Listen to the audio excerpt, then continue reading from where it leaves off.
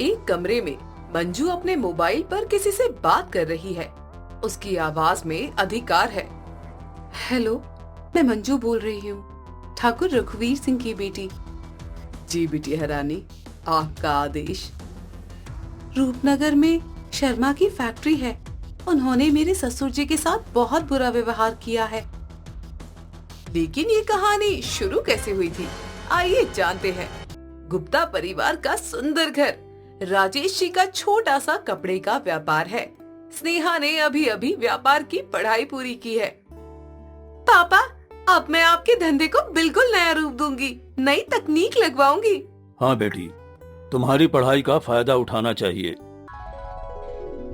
तभी विकास अपनी नई दुल्हन मंजू के साथ घर आता है।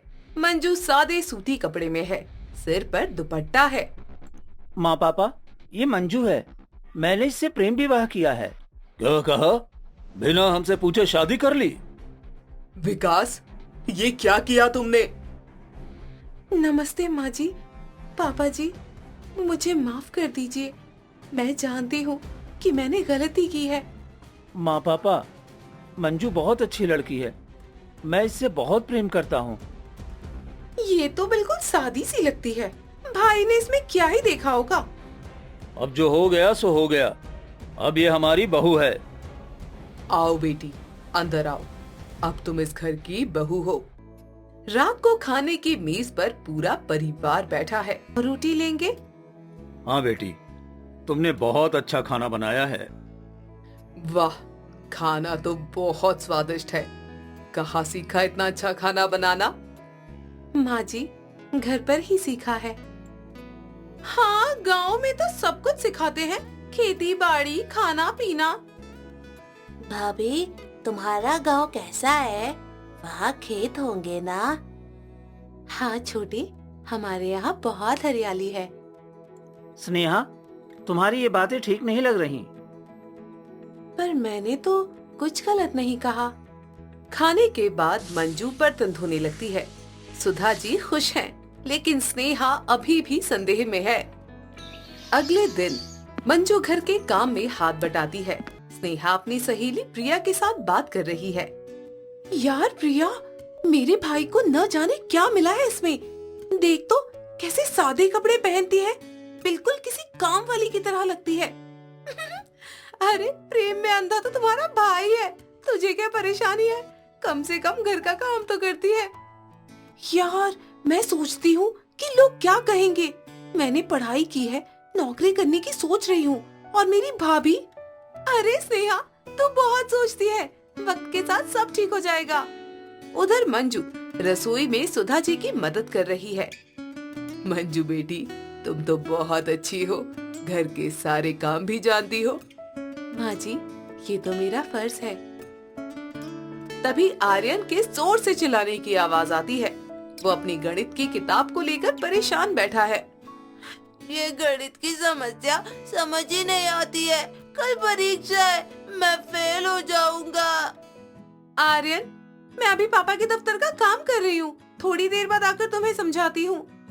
लेकिन दीदी, मुझे तो अभी समझना है। मंजू रसोई से ये सब सुन रही थी।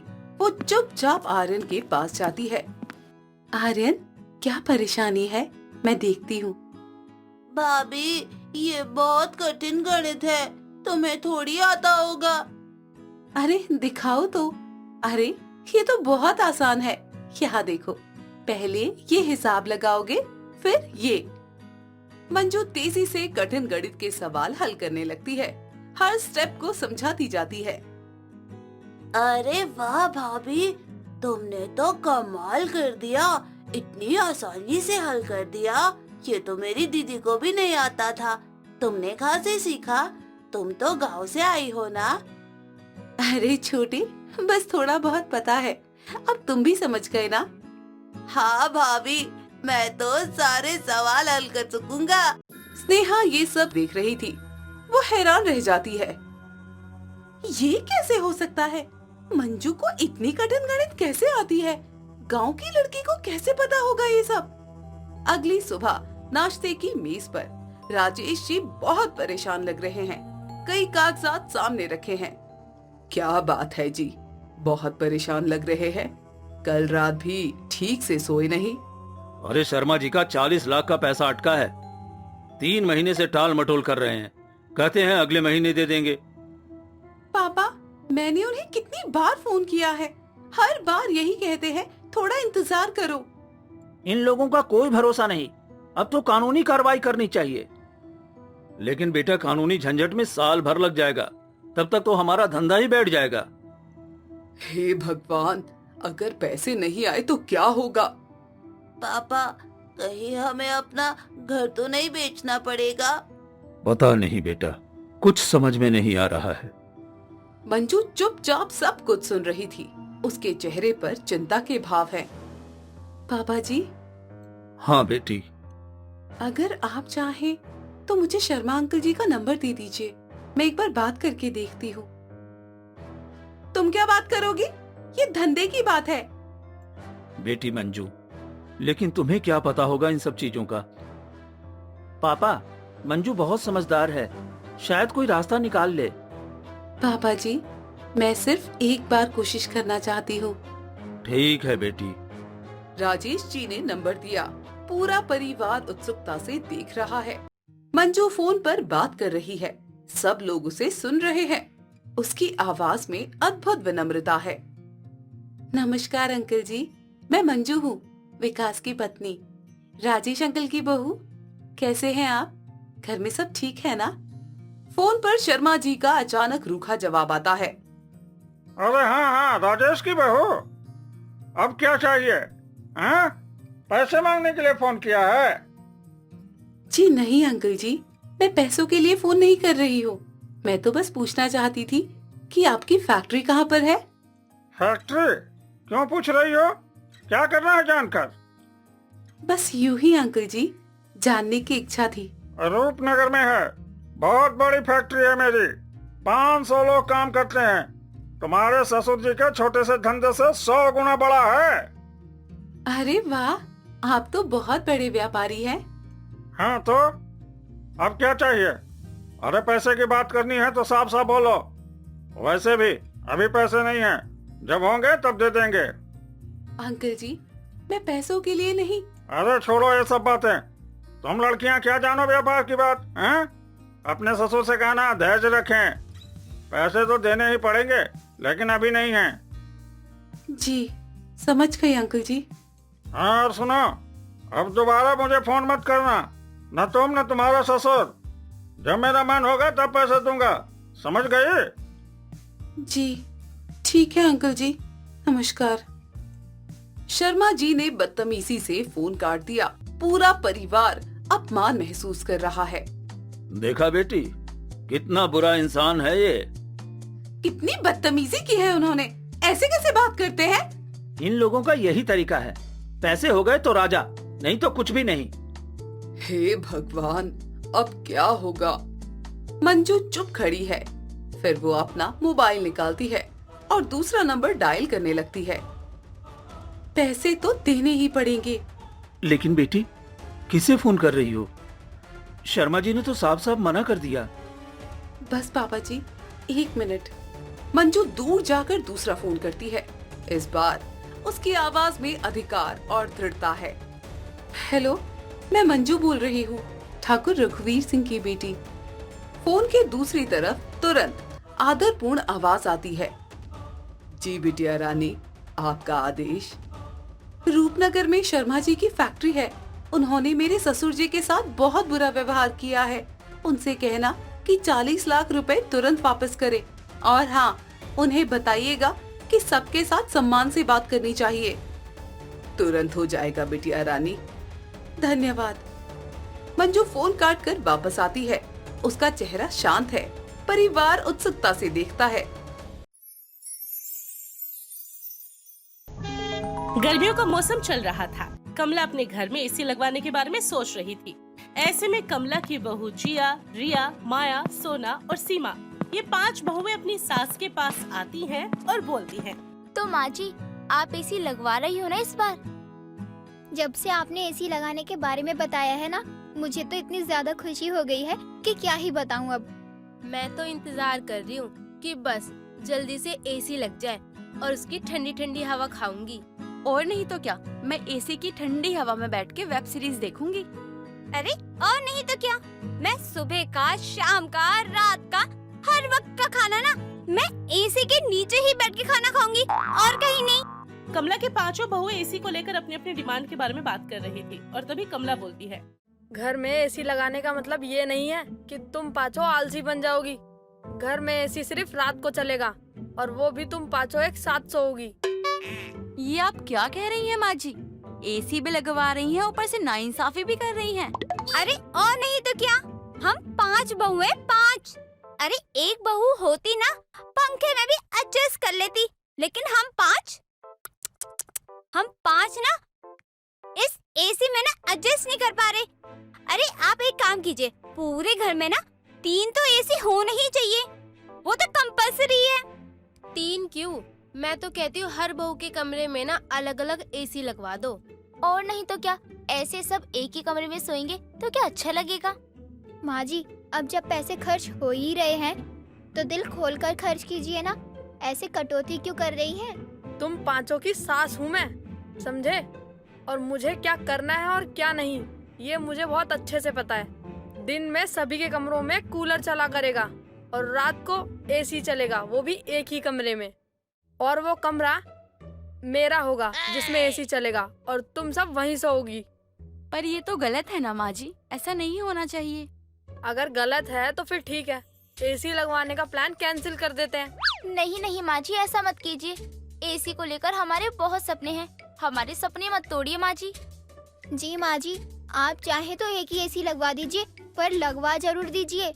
हम पांचों के पांचों एक कमरे में एक साथ सोने के लिए तैयार हैं, पर एसी लगवाने का प्लान कैंसिल मत कीजिए। बिल्कुल माँ जी, हमने जो भी कहा ना, आप उन सब बातों को भूल जाइए। आगे आगे गर्मी और बढ़ने वाली है, हमें तो एसी चाहिए तो चाहिए। अरे दिन में हम कूलर के सामने बैठकर अपना दिन काट लेंगे, लेकिन रात में क्या? रात में तो मुझे ठंडी हवा ही चाहिए, वो भी एसी की और किसी की नहीं। अपनी पांचों बहुओं की बात सुनकर कमला वहाँ से चली जाती है और अगले दिन कमला एक नया एसी खरीदकर घर पर ले आती है, जिसके बाद 1-2 दिन के अंदर ही कमला के कमरे में एसी लग जाता है। पहली रात जब पांचों बहुएं कमला के साथ उसके कमरे में सोती हैं, तो एसी की ठंडी हवा में लेटकर पांचों लेटे लेटे बोलती हैं, हाय कितना मजा आ रहा है, ऐसा लग रहा है जैसे कि मैं मनाली में पहुंच गई हूँ। सारा दिन काम करके गर्मी के मारे बुरा हाल हो जाता है मेरा, लेकिन अब ऐसा लग रहा है कि जैसे सारी मेहनत का फल मिल गया है, वो भी एक बार में ही। और नहीं तो क्या, कहाँ वो टप टप पसीना और कहाँ ये ठंडी ठंडी वादियों जैसी हवा। सच में माँ जी ने तो हमें एक बहुत ही अच्छा तोहफा दे दिया है, वो भी एसी लगवा कर। मुझे तो खुशी के मारे नींद ही नहीं आ रही, इतना ज्यादा सुकून मिल रहा है यहाँ पे। मुझे नींद आ रही है, सोने दो मुझे। तुम पांचों की वजह से मैं सो नहीं पा रही हूँ, बक बक करे जा रही है जब से। अरे माँ जी, हम सो रहे हैं, आप भी सो जाइए। हाँ हाँ माँ जी, बिल्कुल, आप भी आराम कर लीजिए। हाँ माँ जी, हम भी आराम से सो रहे हैं। जिया, तुम उठकर लाइट बंद कर दो। जी हाँ, अब सब आराम से सो जाइए। अब बस आँखों में ना प्यारी प्यारी ठंडी ठंडी ना नींद आ रही है बस। कमला उसकी पांचों बहुएं ऐसी आंखें बंद करके सोने लगती हैं। तभी लाइट चली जाती है और एसी की ठंडी हवा आना बंद हो जाती है और मच्छर कारों में कीर्तन करना शुरू कर देते हैं। तभी सोना बोलती है, धत तेरी की, यही होना बाकी था क्या? अभी तो कमरा ठंडा भी नहीं हुआ था और लाइट भी चली गई। हे भगवान, अब एसी की ठंडी हवा तो क्या, छत वाले पंखे की हवा भी नहीं लग रही है। सारे अरमानों पर पानी फिर गया। ये क्या हो गया, ये एक ही पल में। अब क्या करेंगे, कुछ समझ ही नहीं आ रहा। अरे अरे चिंता मत करो, क्या पता थोड़ी देर में लाइट आ जाए। अरे चुप हो जाओ तुम पांचों की पांचों, पता नहीं कितना बोलती हो, सर में दर्द कर दिया है तुमने मेरे। माँ जी, यहाँ एसी बंद हो गया है और आपको अपने सर दर्द की लगी हुई है। और नहीं तो क्या, कितनी मुश्किल से हम पांचों ने अपना अपना बिस्तर एसी वाले कमरे में सेट किया था और अब देखो लाइट चली गई। सारा दिन गर्मी में तो वैसे ही हालत खराब रहती है मेरी, और अब लाइट भी चली गई। मेरी दिमाग की ना दही हो रही है बस। सुबह से सपने देख रही थी कि रात भर ठंडी हवा में आराम से सोऊंगी, और अब सोने का वक्त आया तो बत्ती गुल। अरे अरे भगवान का नाम लो, क्या पता लाइट जल्दी से आ जाए। देखते ही देखते कई घंटे बीत जाते हैं, लेकिन बिजली नहीं आती। कमला की पांचों बहुओं का गर्मी से बुरा हाल हो जाता है, लेकिन कमला आराम से गर्मी में भी खराटे मारकर सो रही थी और अपनी सास को आराम से खराटे मारते देखकर माया बोलती है, इनको तो देखो, इनको देख के तो ऐसा लग रहा है कि शिमला की बर्फ पे लेटी हुई हैं। सच में उनको गर्मी ही नहीं लगती क्या? अरे गर्मी तो छोड़ो, इन्हें तो मच्छर भी परेशान नहीं कर रहे हैं। पता नहीं ऐसे कौन से सस्ते नशे करती है हमारी सास जो इतनी बेसुध होकर सोई हुई है। सच में यहाँ हमारा मच्छरों ने काट काट कर आधा किलो खून कम कर दिया है और ये आराम से अपनी खर्राटों की रेलगाड़ी चला रही हैं। पता नहीं ये लाइट कब आएगी। मुझे तो बहुत ज्यादा नींद आ रही है। घड़ी में तो 3 बजने को आए हैं और ये लाइट आने का नाम ही नहीं ले रही है। और ये मच्छर तो मुझे काट काट के ना परेशान ही कर देते हैं। ऐसे ही सुबह के 4 बज जाते हैं और आखिरकार लाइट भी आ जाती है। लाइट के आने के बाद पांचों बहुओं के चेहरे पर एक बड़ी सी मुस्कुराहट आती है। कमरे में लगा एसी फिर से चालू हो जाता है और ठंडी ठंडी हवा सभी के ऊपर आने लगती है। अरे उठ जाओ पांचों की पांचों, अफीम खाकर सोई हो क्या? अभी तक उठ नहीं पा रही हो? सुबह के 6 बज चुके हैं, कोई काम धाम नहीं करना क्या घर का?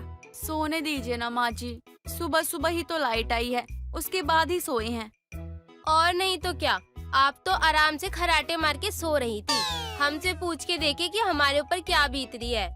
इन्हें क्या पता कि लाइट कब गई और कब आई। ये तो आराम से अपनी नींद पूरी कर चुकी है। 1 घंटा और सो लेने दीजिए माँ जी, उसके बाद हम सब उठ जाएंगे। और आपने ये एसी क्यों बंद कर दिया? कम से कम चालू तो कर दीजिए। एसी चलाने का वक्त अब खत्म हो चुका है। चुपचाप से आप पांचों उठ जाओ और घर का काम करो। आ गई ना बात समझ में?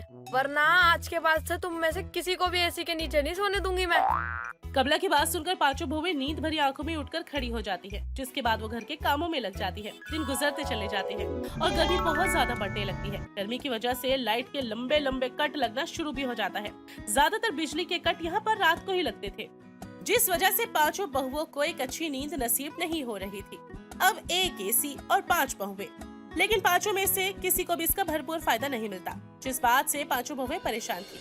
ऐसे एक दिन पांचों साथ में बैठी थी और आपस में बातचीत करते हुए बोलती हैं, इस एक एसी से तो अच्छा है कि हमारे घर में एसी ही ना हो।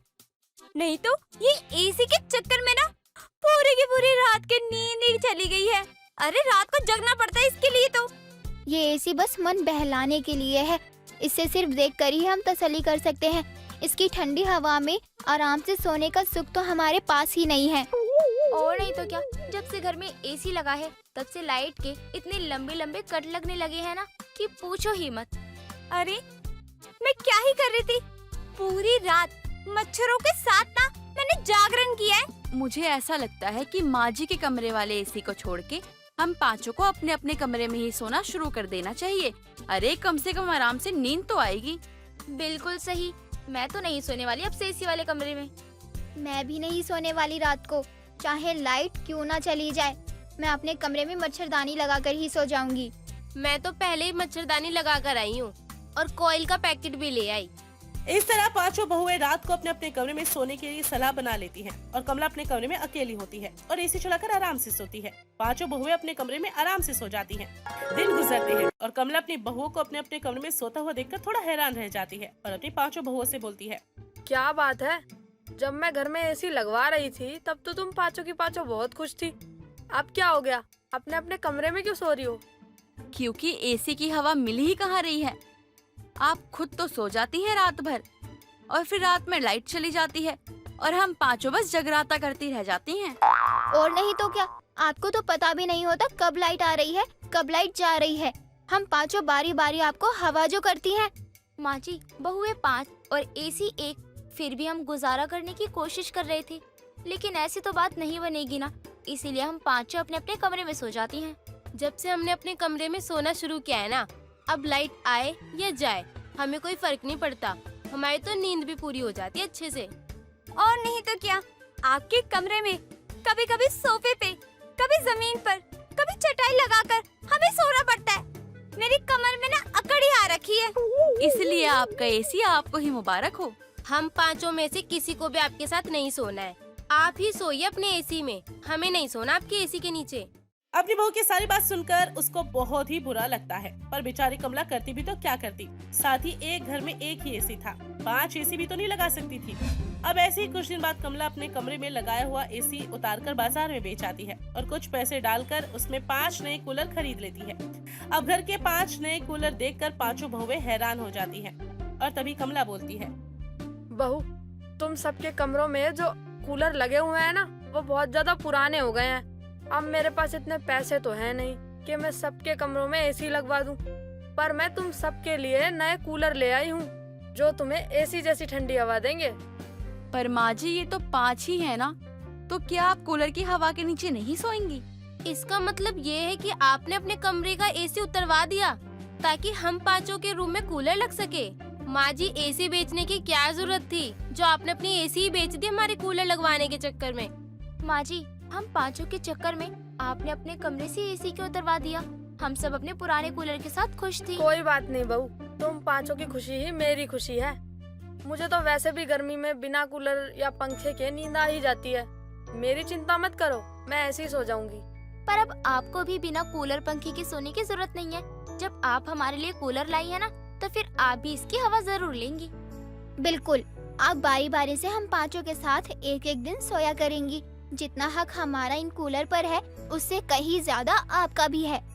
इस तरह कमला के घर में गर्मियों में एसी तो आता है लेकिन चला भी जाता है, लेकिन किसी के बीच में भी कोई मनमुटाव नहीं होता और पूरा परिवार मिलकर अब एसी की जगह कूलर की हवा में आराम से गर्मियां बिताता है। अरे ओ नास पीटी, जब देखो कुछ ना कुछ काम बिगाड़ ही देती है। हर वक्त काम बताना पड़ता है। अगर मैं अच्छे से कुछ ना देखूं, तो फिर तो काम चोरी करेगी। और ये खाने में घी इतना कम क्यों डाला है? जा जाकर घी ला, मुझे और घी वाला खाना खाने का मन है। खुद जाकर ले आइए। मुझसे घी के डब्बे कभी इधर कभी उधर करना नहीं होगा। खाना खाने बैठी हूँ, शांति से खाने भी नहीं देती। आपको अगर इतना ही मन कर रहा है ना, तो उठाइए अपने 2 पैर और चलते हुए जाइए रसोई में और घी लेकर आइए। अरे कैसी उल्टी बातें कर रही है बहू? तेरी सास हो, थोड़ा ढंग से पेशा। देख रहा है विनोद, कैसे बातें कर रही है तेरी बीवी? हमेशा उल्टा जवाब देती है। हाँ तो क्या करूँ? आपकी डांट सुनती रहूं? दिन भर घर के जैसे काम करती हूँ और रात को खाने के वक्त पर आपको ज्यादा घी खाने का मन करता है। आपको मेरा शांति से बैठकर खाना खाना पसंद नहीं है क्या? देख बेटा, कैसे जुबान लड़ा रही है। कुछ बोलता क्यों नहीं है तू? अरे बस बस बस कीजिए आप लोग। अरे मुझे कुछ मत कहिए, मैं आपकी तरफ भी नहीं हूँ और इसकी तरफ भी नहीं हूँ। अरे मुझे आप लोगों के झगड़े में नहीं पड़ना है। अरे मैं क्यों पढ़ूंगा? बेवजह फंसना थोड़ी है मुझे।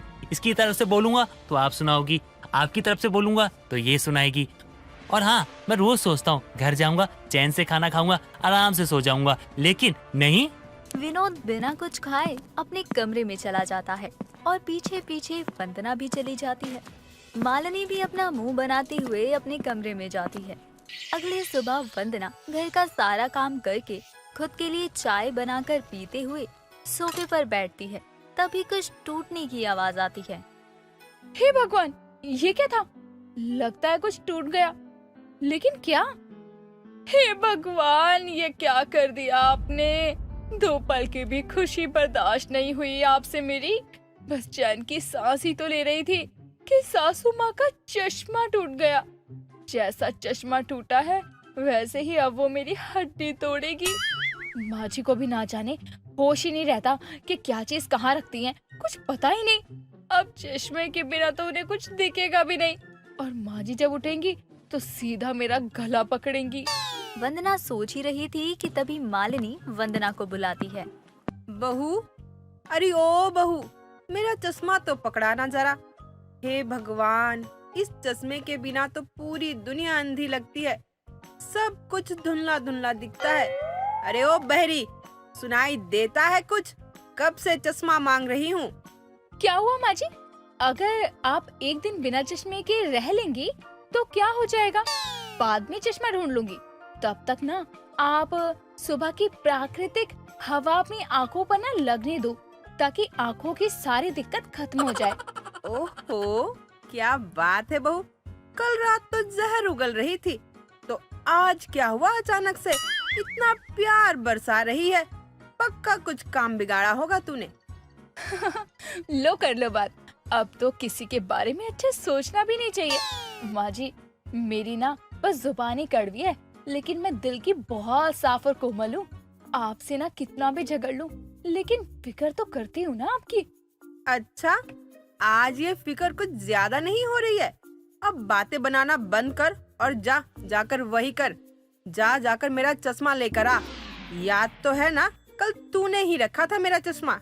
क्या माँ जी, आप भी कब से चश्मा कर रही हो? जाइए, जाकर बाहर का नजारा खुली आंखों से देखिए। प्रकृति को खुली आंखों से देखना कितना अच्छा होता है, आपको पता है? और ये चश्मे के बाद आप जब से उठी हो, भगवान का इतना नाम नहीं लिया है आपने जितना आप चश्मा कर रही हो। जाइए, जाकर नहा लो, तब तक ना मैं चाय लेकर आती हूँ। बात तो तू सही कह रही है बहू। ठीक है, मैं जाकर नहा ही लेती हूँ और फिर जाकर सारा काम करूँगी। पूजा पाठ भी करना है। ठीक है, मैं नहा कर आती हूँ, तब तक तो पूजा की तैयारी कर। सास के नहाने जाते ही वंदना सोचते हुए काम करने लगती है। अगर माँ जी को पता चला कि चश्मा टूट गया है तो क्या होगा? कुछ देर बाद मालिनी पूजा करने आती है तो देखती है कि बहू पूजा कर रही है। तभी मालिनी कहती है, बहू, मुझे चश्मा लाकर दे। कब से मांग रही हूँ और तू है कि मुझे दे ही नहीं रही है। चश्मा? माँ जी, अरे माँ जी, आप पूजा कर रही हैं और मैं भी पूजा कर रही हूँ। आप आंखें बंद करके पूजा पे फोकस कीजिए ना। अरे कैसे फोकस करूँ? जब तक भगवान जी को ना देख लूं, तब तक पूजा कैसे सफल होगी? ला बहू, मुझे चश्मा दे दे, भगवान जी की दर्शन कर लूं। अरे माँ जी, दर्शन करने के लिए चश्मे की क्या जरूरत है? मन की आंखों से देखिए। खुली आंखों से तो हमेशा देखती हो, आज आप मन की आंखों से देखो। देखना, आज भगवान ना आपको पक्का दर्शन देंगे और अपने पास बुला लेंगे। मेरा मतलब है आपके सामने आ जाएंगे। अरे कब से तू मुझे गोल गोल बातों पर घुमाए जा रही है बहू? आखिर बात क्या है? बात? अरे माँ जी, ऐसा कुछ नहीं है, बस मैं आरती पूरे घर में ना घुमा के आती हूँ। आप बाहर वाले कमरे में जाकर बैठ जाना, उसके बाद मैं वहीं आपको नाश्ता दूंगी। वंदना जल्दी उठकर आरती ले जाती है तो वही मालिनी देखती रहती है। कुछ देर बाद वंदना घर में झाड़ू लगा रही थी, तभी मालिनी वहाँ आती है, जिसे बिना चश्मे के कुछ दिख नहीं रहा था। तभी उसके पैर से सारा कचरा फैल जाता है और वंदना को बहुत गुस्सा आता है। माँ जी, आपको दिखाई नहीं देता क्या? देख रही हो ना आप, कब से मैं काम कर रही हूँ, लेकिन आप है कि पूरे घर में कचरा फैला रही हो। अब घर को दोबारा साफ कौन करेगा? जरा देख के नहीं चल सकती क्या? बहू, कैसे देख कर चलूं जब मुझे कुछ दिखाई ही नहीं दे रहा? कब से तुझे बोल रही हूँ, बहू मेरा चश्मा दे दे, लेकिन नहीं, तेरे कानों में जूं तक नहीं रेंगती। अब बता मैं कैसे देखूं अगर तू मेरा चश्मा नहीं देगी तो? कोई बात नहीं माँ जी, बिना चश्मे के आपको दिखता क्या है? एक बार साफ किया है तो दोबारा से साफ कर लूंगी, इसमें कोई बड़ी बात नहीं है। सुन मेरी बात, पहले ये सब काम छोड़ दे और मेरे लिए सबसे पहले गर्मा गर्म चाय बना दे। रसोई में कुछ पता ही नहीं चल रहा है, भगोना कौन सा है, चीनी कहाँ है, चाय पत्ती कहाँ है। जा बहू, जाकर सबसे पहले मेरे लिए कड़क चाय बना दे। अरे माँ जी, आपको कुछ करने की जरूरत नहीं है, आप बस एक बार मुझे बता देना, मैं फटाफट आपका सारा काम कर दूंगी। जब तक आपके चश्मे आपको नहीं मिल जाते, तब तक मैं आपकी आंखें बन के रहूंगी। ऐसे ही दिन भर अपनी सास की आंखें बंद कर उसका सारा काम करने लगती है वंदना। अब चश्मा तोड़ने की सजा तो मिलनी ही थी। कुछ देर बाद जब वंदना बैठकर आराम से चाय की चुस्की ले रही होती है, तभी उसकी सास हाथ में सुई धागा लेकर उसके पास आती है। अरे मेरे दो नयन, क्या कर रही है? चल बहू, अब इस सुई में धागा डाल दे, कुछ काम है। लेकिन माँ जी, सुई में धागा क्यों डालना है अभी, और क्या सिलना है इस वक्त आपको? अरे बहू, पागल हो गई है क्या? अभी तक तो तूने मेरे चश्मे नहीं दिए और कुछ देर पहले कह रही थी, माँ जी मैं आपकी दो नयन बनकर रहूंगी। जब नयन बन गई है तो काम भी कर ले। चल कर मेरी साड़ी में फॉल लगा दे। क्या माँ जी, एक फॉल सिलने की क्या जरूरत है? दर्जी है ना, उसे दे दो। अब एक फॉल के चक्कर में आप अपना वक्त क्यों बर्बाद कर रही हो? अरे बहू, मुझे पता है एक फॉल में वक्त बर्बाद होगा, तभी तो मैंने 4 साड़ियाँ निकाली है। चल कर लगा दे फॉल। अब मुझे नहीं दिख रहा है तो तू ही तो मेरी आंखें हैं। लेकिन माँ जी, इतनी फॉल लगाने बैठूंगी तो रात हो जाएगी और रात में मुझे काम भी करना पड़ेगा। तो मुझे जब वक्त मिलेगा ना, मैं तब लगा दूंगी। नहीं, मुझे कुछ नहीं पता, मुझे अब भी सिल कर दे। वंदना बेचारी साड़ियों में फॉल्स लगा रही थी। तभी उसकी सास घर को जानबूझकर गंदा करती है और वंदना को बुलवाकर साफ करवाती है। मालिनी को बहुत मजा आ रहा था अपनी बहू को तंग करने में। कुछ समय बाद खाने की टेबल पर जब मालिनी अपने खाने में पानी गिरा देती है, तब वंदना कहती है, क्या माँ जी, आप क्या कर रहे हो? कुछ पता है आपको? हाँ, मैंने खाने में दाल डाल दी, और क्या? अरे माँ जी, वो पानी था। ठीक है, मैं आपके लिए दूसरा खाना लेकर आती हूँ। क्या बात है माँ, आप दोनों सीधे मुंह कभी मुझसे बात क्यों नहीं करती हो? आज क्या हुआ है? वंदना बदली बदली से क्यों लग रही है? बस बेटा, देखता जा तू, सब पता चलेगा। और मुझे भी बहुत मजा आ रहा है बहू को तंग करने में। ठीक है माँ, लेकिन सबसे पहले ना आप मेरा एक काम कर दीजिए। मुझे अभी कहीं बाहर जाना है और मेरी शर्ट का बटन टूट चुका है, तो आप बटन लगा दीजिए। वंदना तो बिजी है। विनोद अपनी माँ को शर्ट ला कर देता है और वो बटन लगाने लगती है। अंधी आँखों से सास को शर्ट का बटन सिलता देखकर वंदना कहती है, माँ जी, आप देख सकती हो, वो भी बिना चश्मे के। कैसे? हाँ बहू, मैं बिना चश्मे के भी देख सकती हूँ, क्योंकि मेरे बेटे ने मुझे चश्मे के साथ लेंस भी लगवाया था और मैं तो बस तेरे मजे ले रही थी। तुझे घर का सारा काम करते देखकर बहुत अच्छा लग रहा था और मेरा चश्मा टूट गया है, वो मुझे पता था। हाँ, आप तो मजे ही लेंगी। कितना परेशान किया है आपने मुझे। बेचारी वंदना चुपचाप अपने सर को झुकाए काम करने चली जाती है। अब दोबारा सास से पंगे लेने की वो सोचती तक नहीं है। दोस्तों, अगर आपको ये कहानी पसंद आई तो इसे लाइक करें, शेयर करें और कमेंट करके बताएं कि कहानी में आपको सबसे अच्छा क्या लगा।